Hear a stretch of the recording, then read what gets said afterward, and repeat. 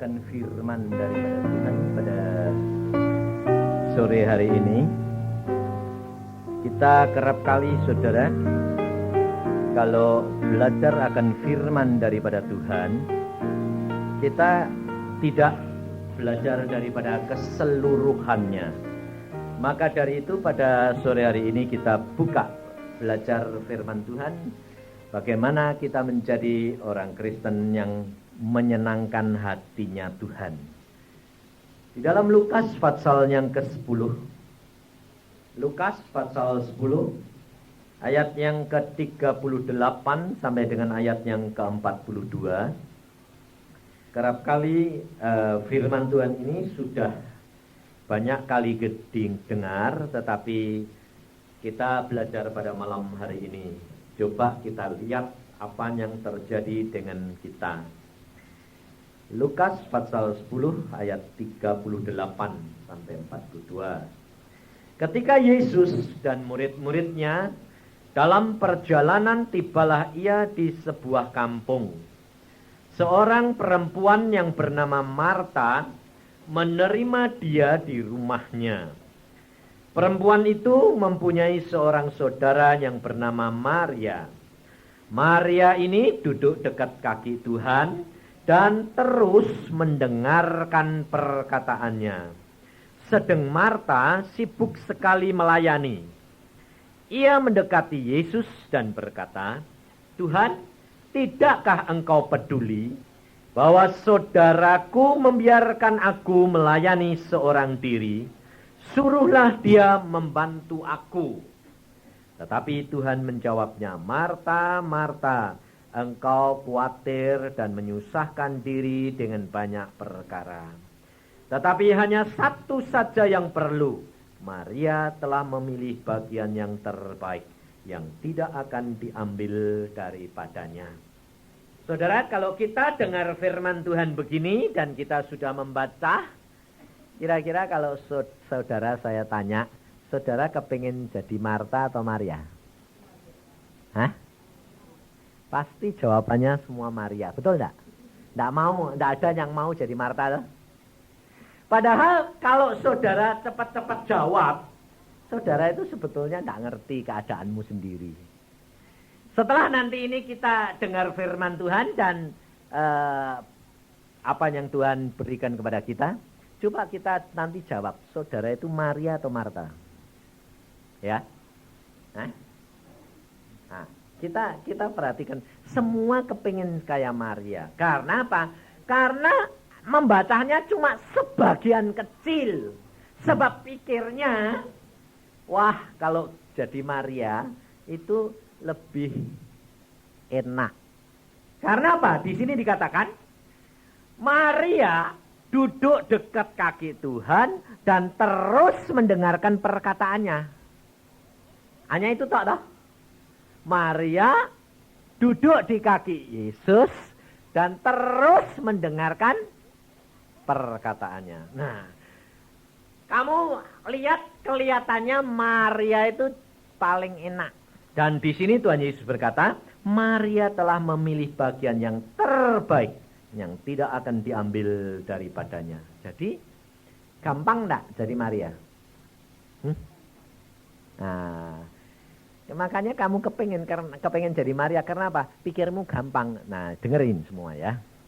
Tuhan Yesus berkata, "Apa gunanya kamu memanggil aku Tuhan, Tuhan, tapi engkau tidak melakukan firman-Ku?" Nah, kira-kira yang duduk diam di situ, di sini semua ini percaya enggak sama Tuhan? Percaya toh? Nah, tetapi mengapa Tuhan Yesus berkata, "Apa gunanya kamu panggil aku Tuhan, Tuhan, tapi kamu tidak melakukan firman-Ku?" Loh, apa orang yang duduk di sini ini apa enggak duduk diam di bawah kaki Tuhan dengerin firman? Betul lah. Hah? Padahal yang dimaksud Tuhan kepada Maria bukan itu. Itu baru Maria permulaan. Kalau cuma orang Kristen cuma duduk diam di bawah kaki Tuhan dan cuma mendengarkan firman, lumayan Marta daripada Maria. Loh, coba saudara datang. Saudara datang. Umpamanya saya saja ya, kalau saudara nanti repot. Saya datang bawa firman. Di sini ya tah. Nah, lalu semuanya ini jadi Maria semuanya. Maria ini loh, Maria yang cuma sekedar duduk diam dengar. Saya capek, ngomong capek, lapar. Kan jadi Maria, Pak. Tidak ada yang ngasih minum, tidak ada yang ngasih makan. Semua cuma mau dengar, habis itu pulang semua.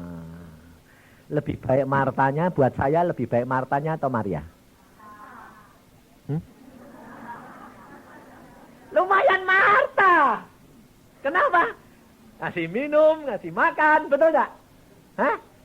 Sebabnya apa? Saudara nangkapnya cuma sebagian. Nah, kalau nanti saudara sudah dengar dan tahu, saudara, waduh kok susah sekali ya ternyata ya jadi Maria. Padahal saudara kepingin. Nah, di sini kenapa Tuhan Yesus berkata kepada Marta, Maria telah memilih bagian yang terbaik. Sebab sini Tuhan berkata, Maria duduk diam di bawah kaki Tuhan dan terus mendengarkan firman Tuhan. Apa artinya? Marta itu mendengar firman Tuhan sebagian-sebagian, lalu tetapi Maria mendengarkan keseluruhannya. Ini yang pertama. Yang pertama ini. Nah, sekarang saya tanya.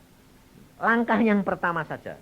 Saudara ini mendengar firman Tuhan sebagian-sebagian, membaca firman Tuhan sebagian-sebagian, atau keseluruhannya? Sudah dari Kejadian sampai Wahyu? Ayo, yang lain mana? Yang lain mana? Yang lain mana? Yang lain sebagian-sebagian atau seluruhnya? Baru sebagian-sebagian. Marta. Nah, yang sudah keseluruhnya, Maria permulaan. Loh, jadi dua-dua sama, ya dah. Langkah yang pertama Maria yang membaca seluruhnya itu sudah benar, tapi belum tentu akhirnya. Maka dari itu perhatiin, saudara ini mau jadi orang Kristen yang benar-benar meningkat terus atau statis? Meningkat. Kalau ditanyai, meningkat. Nah, nanti perhatikan ya. Nah, langkah pertama Maria mendengarkan terus-menerus keseluruhannya. Nah, kira-kira pada waktu pertama kali Maria mendengar keseluruhan firman Tuhan itu dia ngerti enggak? Enggak ngerti. Tapi masukkan. Makanya saya selalu katakan apa? Baca Alkitab dari Kejadian sampai Wahyu terus. Setia. Enggak ngerti Pak? Enggak apa-apa. Tapi saudara bilang apa? Loh Pak, enggak ngerti ya Pak. Lebih baik dengar sebagian-sebagian sambil melayani. Nah, saya bilang itu baik karena itu Marta. Permulaan memang baik Marta.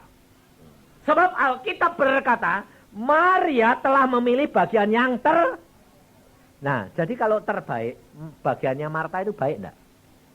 Nah, baik enggak? Baik. Kamu bilang enggak baik. Enggak ada di sini. Maria melakukan yang terbaik, tapi Marta melakukan yang baik.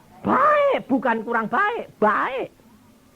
Tapi Tuhan itu karena Allah yang Maha Kuasa, dia tahu hatinya siapa? Maria. Dan apa yang akan dilakukan oleh Maria, Yesus sudah tahu. Makanya dia mengatakan, Maria telah memilih bagian yang terbaik. Tetapi saudara kepingin, tapi saudara belum ngerti. Makanya bilang, ya aku kepingin. Nah, nanti kalau sudah terang, kamu katakan, mampu enggak kamu? Belum tentu, saudara. Sebab apa? Tuhan Yesus ngomong sama saya. Bisa 90% orang Kristen tidak menjadi Maria.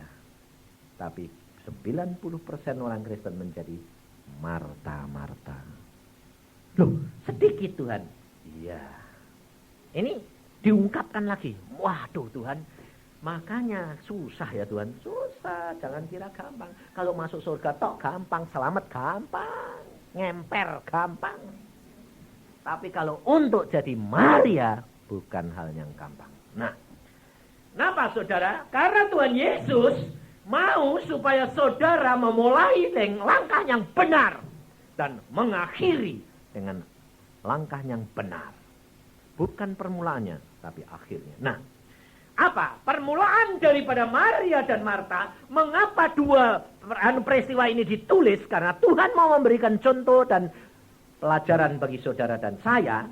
Bahwa setiap orang di dalam dunia mengalami pencobaan, musibah, ujian, semuanya sama di hadapan Tuhan.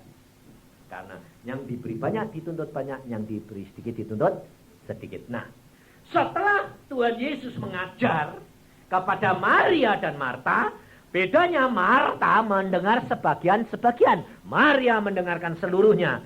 Setelah semuanya ini terjadi, Tuhan mulai menghadapkan Maria dan Marta dalam satu peristiwa. Kita lihat di dalam Yohanes pasal yang ke-11. Yohanes pasal 11 ayat yang pertama. Ada seorang yang sedang sakit namanya Lazarus. Ia tinggal di Betania, kampung Maria dan adiknya Marta. Maria ialah perempuan yang pernah meminyaki kaki Tuhan dengan minyak mur dan menyekanya dengan rambutnya. Dan Lazarus yang sakit itu adalah saudaranya. Kedua perempuan itu mengirim kabar kepada Yesus. Tuhan, dia yang engkau kasihi sakit. Nah, saudara, dua orang ini, Maria dan Marta, dua-duanya punya saudara laki cuma satu. Nah, jadi kalau saudaranya laki-laki satu itu sakit, kira-kira susahnya orang dua ini sama enggak? Sama, perempuan lakinya cuma satu. Saudaranya laki-laki cuma satu. Jadi susahnya pasti sama. Nah, makanya kedua-duanya ngirim kabar kepada Yesus. Di sini dikatakan enggak satu, dua-dua.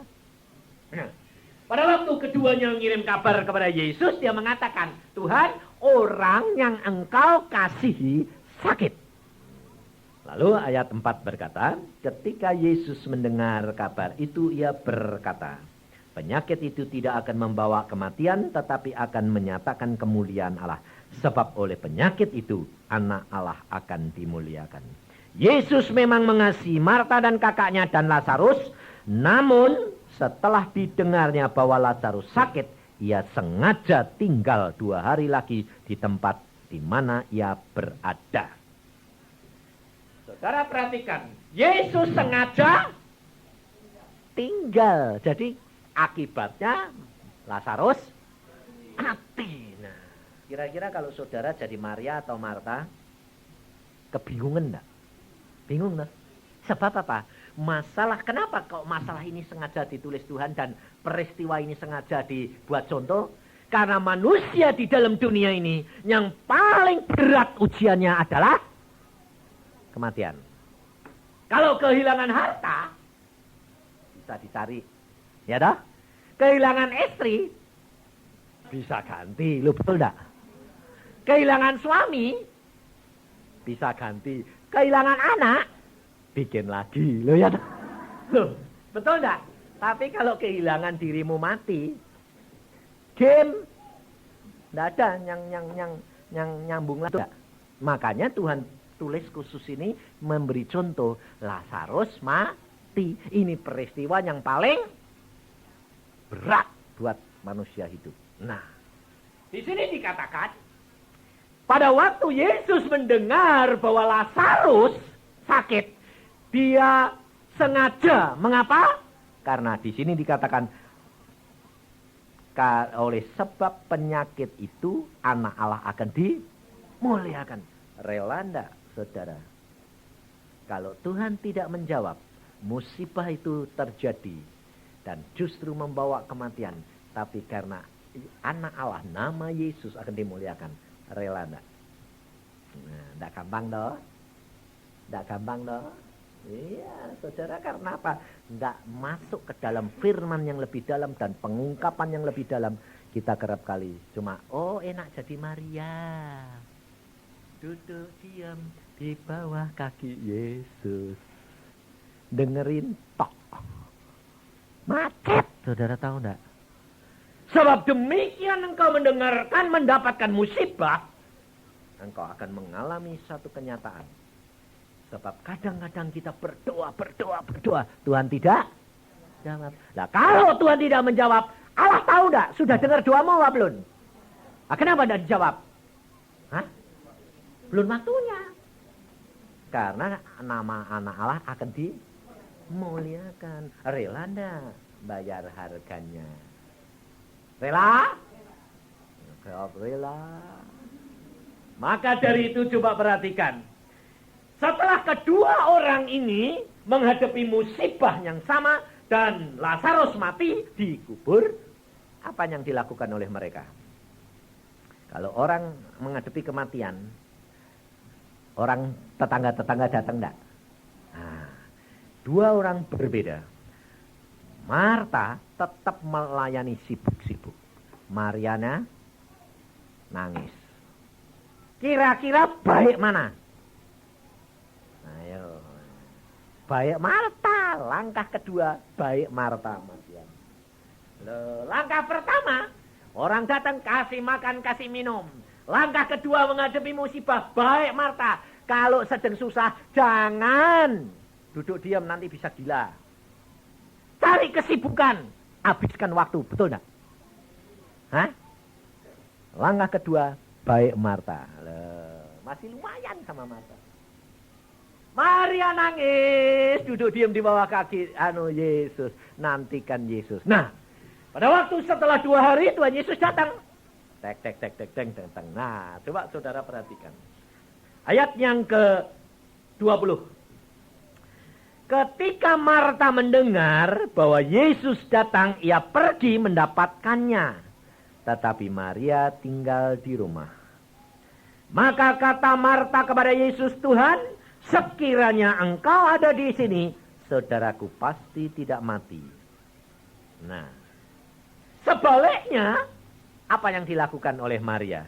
Duduk diam. Setelah duduk diam, sebentar lagi dia ketemu Tuhan juga. Nah, di dalam ayat yang ke-32, setibanya Maria di tempat Yesus berada dan melihat dia, tersungkurlah ia di depan kakinya dan berkata kepadanya, Tuhan, sekiranya engkau ada di sini, saudaraku pasti tidak mati. Nah, perkataan Maria dan perkataan Marta sama enggak? Sama. Tapi apa yang berbeda? Pada waktu mereka bertemu pertama kali, Marta ngapain? Marta tersungkur. Pada waktu dia ketemu tuh Yesus, langsung dia bilang apa? Tuhan, seandainya engkau di sini, saudaraku tidak mati. Marta langsung negur Tuhan. Kenapa kok Marta kok negur Tuhan? Berani negur Tuhan.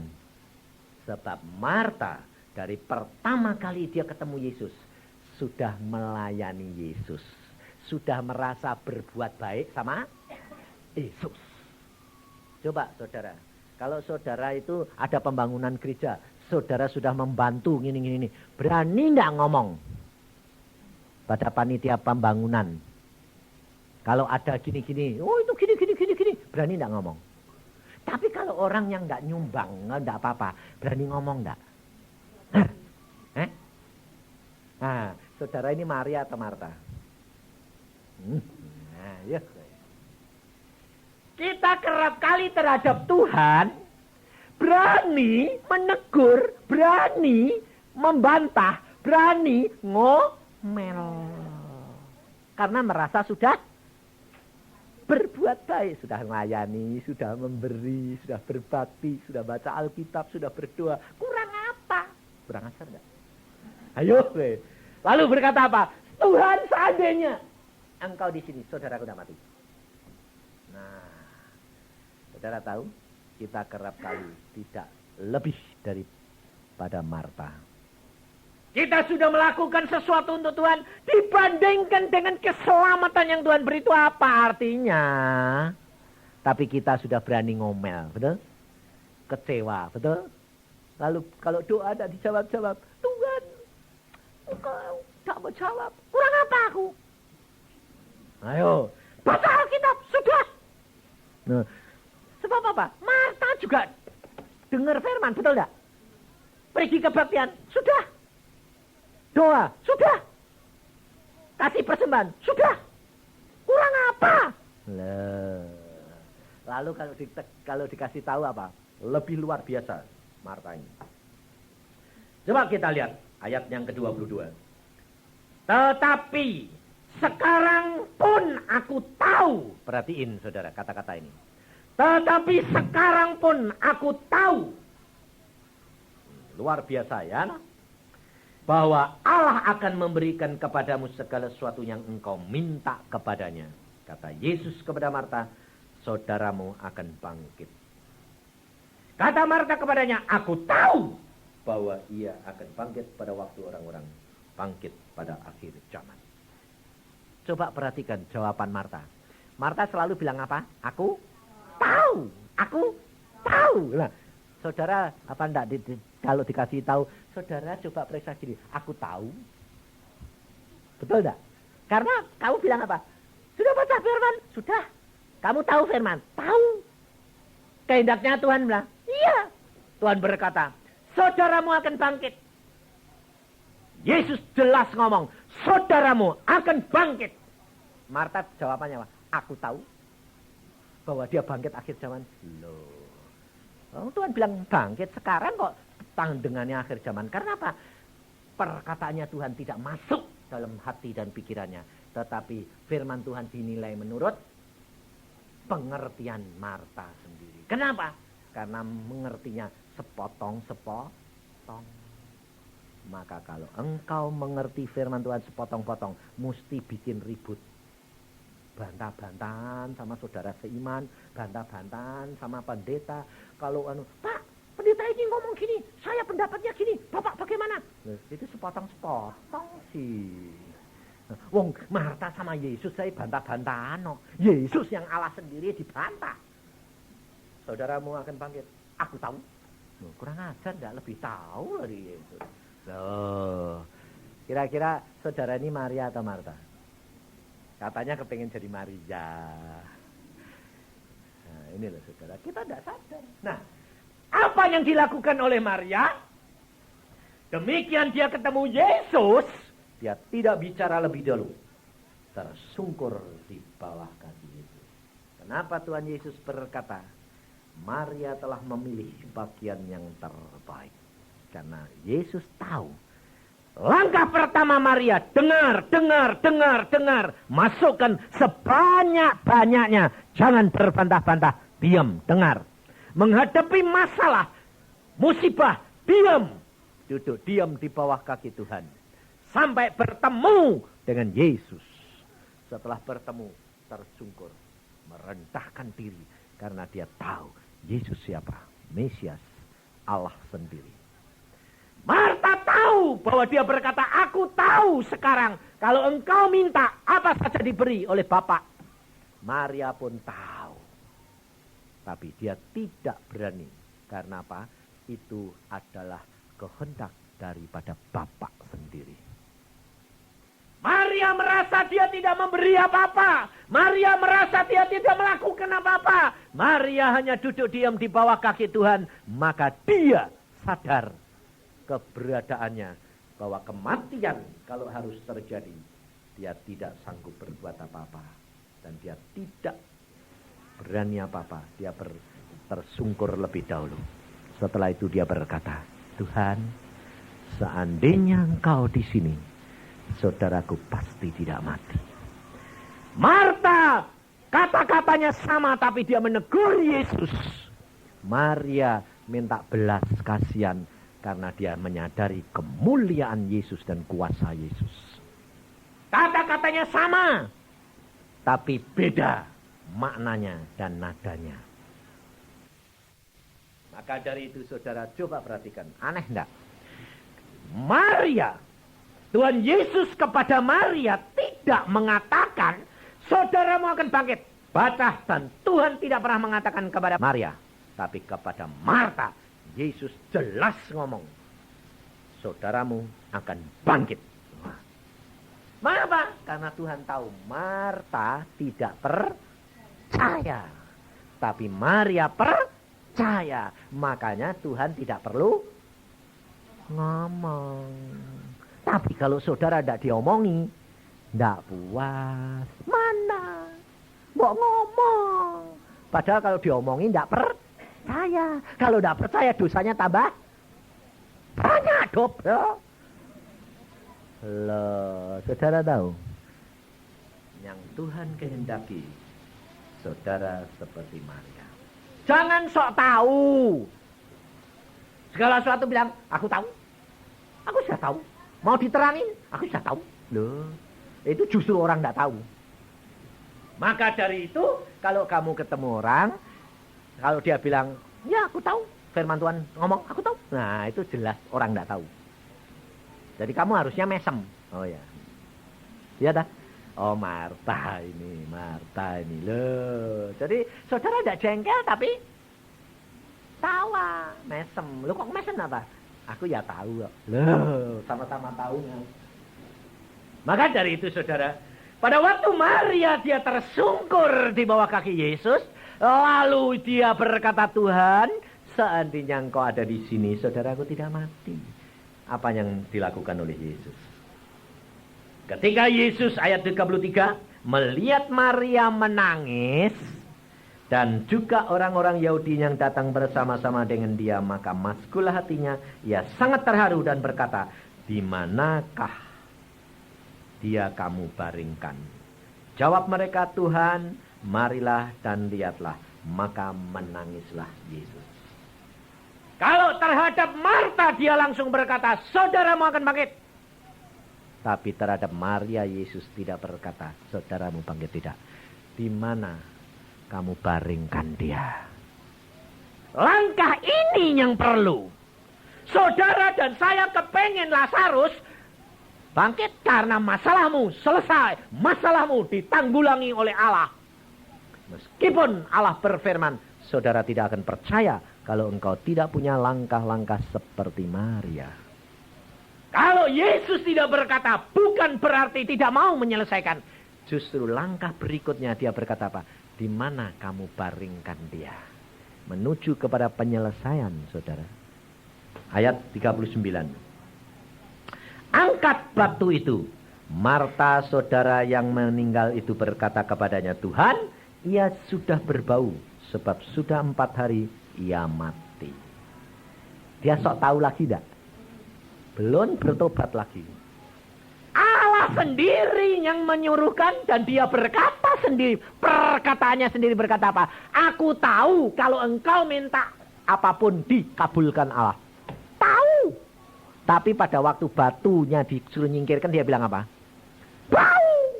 Loh, dia yang ngurusin lagi. Dia yang bantah lagi. Sampai Yesus berkata, bukankah sudah kukatakan kepadamu, jikalau engkau percaya, engkau akan melihat kemuliaan Allah. Jelas toh? Tuhan Yesus negor lagi toh? Bukankah aku sudah katakan, jikalau engkau percaya. Karena Tuhan Yesus tahu bahwa Marta tidak percaya. Tapi Maria diam. Dan dia melihat mujizat. Dan kuasa Allah dinyatakan. Saudara tahu? Lazarus bangkit karena siapa? Karena Maria atau Marta? Maria. Kalau engkau masalahmu mau diselesaikan, tidak usah banyak-banyak pusing. Tidak usah ngotot bilang, Tuhan, Tuhan, teriak-teriak. Lalu Tuhan kok kuasa? Sudah tahu. Kalau Tuhan itu kuasa. Tapi gerakkan hatinya Yesus. Sehingga dia tidak tahan. Dia mesti turun tangan. Karena hatinya terharu mengasihi engkau dan saya. Sehingga kemuliaan Allah tidak bisa tidak harus dinyatakan. Karena Allah tidak tahan hatinya melihat kesedihan anaknya. Kalau saudara dan saya menyenangkan hati Tuhan, Tuhan tidak akan tahan diam. Tenang aja, relax. Wong Allah kok. Makanya saudara lihat saya selalu relax, no? Relax. Selalu bilang relax. Karena apa? Allah lebih tahu daripada kamu, betul nggak? Nah, kenapa pusing-pusing kita tahu? Kita malah harus ngomong, Tuhan engkau lebih tahu daripadaku. Aku udah ngerti, tapi engkau tahu. Nah, saya barusan minggu yang lalu dari Solo. Saya pergi ke Solo, cuma ngomong sama Tuhan gini. Ngomong sama Tuhan, bukan sama manusia loh. Tuhan, wah anakku ini di Belanda ini mau ujian akhir. Dia tinggal bikin maket karena dia arsitek. Langsung saya sebagai orang tua merasakan, wah mesti butuh duit akeh nih. Saya bilang, wah Tuhan mau tak kirimi lagi sebab mungkin beli ini, mau ujian akhir kan banyak butuhnya. Tapi pikiran saya cuma mau tak kirimi 1.000, hanya 1.000, tambahan 1.000 gitu loh. 1.000 golden dari 1 juta. Saya cuma ngomong gitu. Besoknya baru ngomong ini sama Tuhan. Besoknya saya dibel sama istri saya dari Bandung. Halo Yang, oh bagaimana? Lalu saya bilang, ada apa kok kamu telepon? Anakmu barusan saya telepon, dia bilang, nih, uangmu kurang enggak? Oh enggak usah Pak, Mah, Papa kasih tahu, tenang saja enggak usah ngirim. Tuhan itu luar biasa Pak. Loh, ada apa? Ini loh, Papa suruh nyariin namanya orang ini orang Jakarta. Papa suruh terima kasih, karena apa? Saya diberi uang itu, sama orang itu. Padahal saya kemarin barusan dari Jakarta ketemu istri orang ini. Saya bilang, terima kasih ya. Wah Pak Yusa, Tuhan tuh luar biasa. Kenapa? Lah suamiku itu pergi ke Paris, Amsterdam, LA. Urusan dagang. Waktu di Paris, tidak ada apa-apa Pak. Dia di hotel, sembayang. Tuhan ngomong dalam hatinya. Anak Yusa. Jadi dia bingung, anak Yusa yang mana? Lalu dia ingat, oh Yusa Cipto. Dia bilang, Tuhan anaknya beri berkat. Saudara tahu? Wah, lah anaknya udah Belanda namanya siapa? Alamatnya mana, teleponnya mana, nggak ngerti. Bayangin saudara, tapi hatinya tidak bisa tenang. Akhirnya dia telepon istrinya, dia bilang, coba cari orang yang di Amsterdam namanya ini. Itu orang Indonesia, mesti ngerti. Telepon, oh nomornya segini. Terus dia telepon ke Amsterdam. Kamu cari anak Yusa yang di Delft sekolah. Namanya siapa? Alamatnya berapa? Catat. Dan teleponnya. Dia terbang ke Amsterdam. Saudara ini sudah dapat. Ini namanya Indriati. Ini alamatnya, ini teleponnya. Kamu kok tahu dapat dari mana? Saya langsung telepon orang Delft, orang Indonesia, dan tahu anak Yusa. Langsung ditelepon, Iin persis mau berangkat ke sekolah. Iin ditanya, In kamu bisa mampir enggak? Ketemu Om di Amsterdam. Wah maaf Om, saya ini mesti ujian. Enggak bisa. Pulang ujian, mampir. Ya. Tapi Om enggak ada. Karena Om harus berangkat ke LA. Ada pesanan, ada titipan. Buat kamu. Kamu biasanya dibiayai siapa ini? Papa. Oke. Ini kiriman Papa. Anggap aja kiriman Papa. Amin. Terima. Ya. Dia datang ke sana di hotel. Dia cari, tak ambil itu barang. Apa? 2.000 US dollar. Luar biasa. Sampai buka sampai bilang, hah? 2.000 US dollar dititipin enggak ketemu orang. Saya mau ngasih dia cuma 1.000. Dia dapat berapa? 4.000. Saudara tahu? Enggak kita yang ngomong orang yang nyari kita. Betul enggak? Nah, Tuhan ngirim berkat atau kamu teriak-teriak minta berkat? Tuhan yang ngirim berkat. Enggak usah pusing. Yang penting menyenangkan hatinya Tuhan. Nah, sekarang saya sama anak saya yang nyenengin hatinya Tuhan siapa? Dua-dua. Kalau enggak ya enggak bisa. Wong yang pertama dia inget bapaknya kok. Loh. Kan yang mau ngirim bapaknya toh. Nah, tapi Tuhan bilang, enggak usah ngirim, aku sudah kirim loh. Sayang deh aku toh. Nah, tapi anakku nyenengkan hatinya Tuhan ya. Iya, harusnya dapat 1.000, dapat 4.000 loh. Dua-duanya nyenengin hati Tuhan toh. Makanya kalau kamu nyenengin hati Tuhan, enggak usah pusing. Ngerti enggak? Allah lebih pusing daripada kamu. Nah, karena apa? Semua keinginanmu Allah sudah tahu. Langsung Allah bertindak. Betul enggak? Enggak usah pusing. Relax. Karena kita punya Allah yang luar biasa. Maka dari itu saudara, setelah peristiwa terjadi musibah itu dan diatasi, Coba perhatikan. Kita lihat di dalam Yohanes pasal yang ke-12. Ayat yang pertama. 6 hari sebelum Paskah, Yesus datang ke Betania, tempat tinggal Lazarus yang dibangkitkan Yesus dari antara orang mati. Di situ diadakan perjamuan untuk Yesus. Dan Marta melayani. Sedang salah seorang yang turut makan dengan Yesus adalah Lazarus. Maka Maria mengambil setengah kati minyak narwastu murni yang mahal harganya, lalu meminyaki kaki Yesus dan menyekanya dengan rambutnya.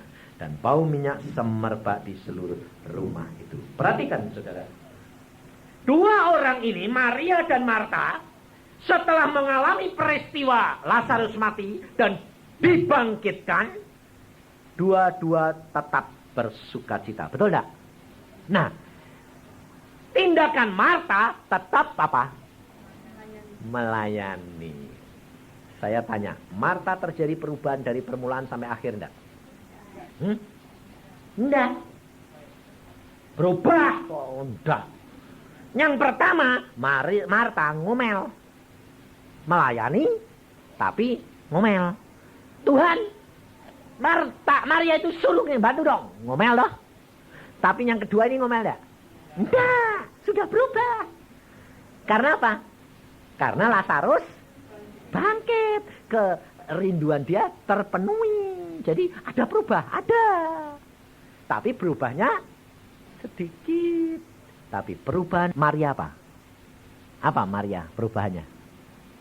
Ayo saya tanya sekarang. Yang kamu perhatiin yang mana? Mengurapi kaki Yesus? Langkah itu sebelumnya itu yang penting adalah ini. Maria mengambil. Perhatikan, Maria mengambil. Yang diambil apa? Harta dia yang disimpan dan seluruh simpanannya. Semua miliknya dipersembahkan Yesus. Ini Maria. Langkah pertama dia dengar. Langkah kedua dia mengalami musibah, dia diam. Langkah ketiga dia menangis tersungkur merendahkan diri. Langkah keempat dia menerima kebangkitan. Langkah kelima dia mengucap syukur. Dia tahu harga yang harus dibayar. Seluruh simpanannya diambil. Seluruh harta bendanya diambil. Dibawa ke bawah kaki Yesus. Langkah yang terakhir. Dia korbankan harga dirinya. Gengsinya. Membersihkan kaki Yesus dengan rambutnya. Perempuan, rambut adalah mahkota. Coba bayangin saudara. Di tempat pesta. Dia mencuci kaki Yesus. Menyekanya dengan rambutnya. Semua orang melihat dia. Bagaimana malunya Maria. Dia bayar harga ini. Semuanya. Maka Yesus berkata, Maria telah memilih bagian yang terbaik. Saudara sanggup jadi seperti Maria? Maka kalau Tuhan berkata tidak banyak Yusak orang yang jadi Maria. Karena dia rela mengorbankan segala-galanya untuk Tuhannya. Karena dia tahu harga yang harus dibayar. Dia merendahkan diri. Dia mempersembahkan kehormatannya. Dia mempersembahkan harta bendanya. Kalau saudara ditanya, siapa milik harta bendamu? Tuhan. Tapi saudara seperti Marta, memberi sebagian sedikit. Kalau suruh memberi banyak, jangan Tuhan. Lihat saudara, gampang untuk menjadi seperti Marta, tidak gampang untuk menjadi seperti Maria. Karena kalau saudara berani mengatakan engkau mau seperti Maria, relakah engkau mengorbankan segala-galanya untuk dia? Karena Tuhan sudah berkata, kalau engkau mengasihi istri, suami, anak, orang tuamu, bahkan dirimu lebih daripadaku, kau tidak layak menjadi muridku. Maka dari itu saudara, untuk menjadi orang Kristen yang Tuhan menghendaki kesempurnaan, kita harus bayar harga itu. Mari kita memeriksa diri kita masing-masing di hadapan hadirat Tuhan. Karena setiap orang di antara saudara dan saya punya masalah. Punya keinginan, punya kerinduan. Tetapi mampukah kita memberikan apa yang Tuhan mau bagi kita? Amin. Ini kita doa.